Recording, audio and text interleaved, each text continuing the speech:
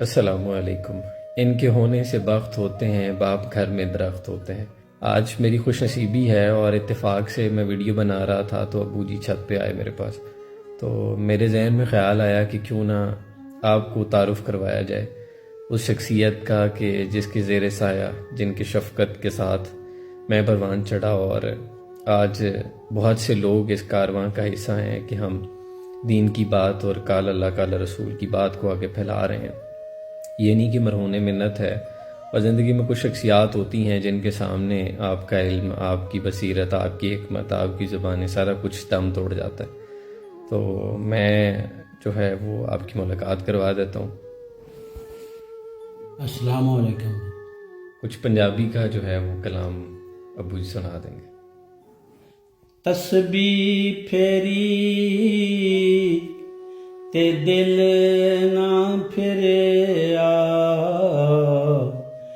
تے کی لینا تسبیح پھڑ کے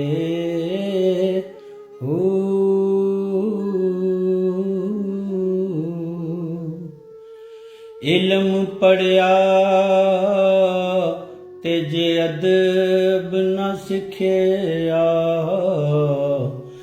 کی لینا علم نوں پڑھ کے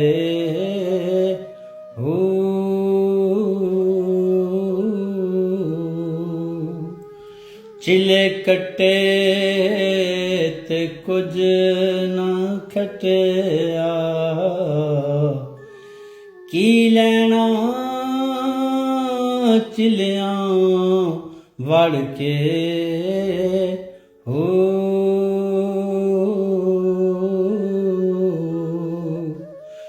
جاگ بنا دودھ نہیں جمدا باہو تے باویں لال ہووے کڑ کڑ کے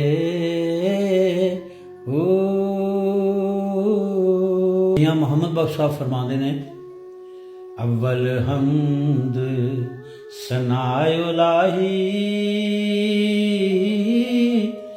جو مالک ہر ہر دا اس دا نام چتارن والا کسی بھی میدان نہیں ہردا خش خش جنہ قدر نہیں میرا میرے صاحب نوں وڈیاں میں گلیاں دا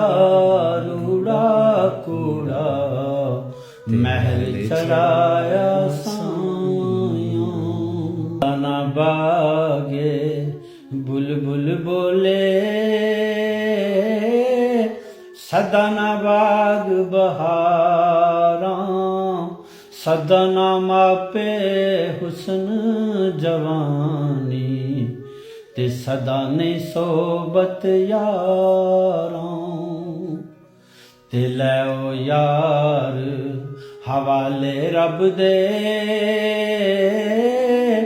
میلے 4 دناں دے اس دن عید مبارک ہو سی جس دن پھر ملیں گے۔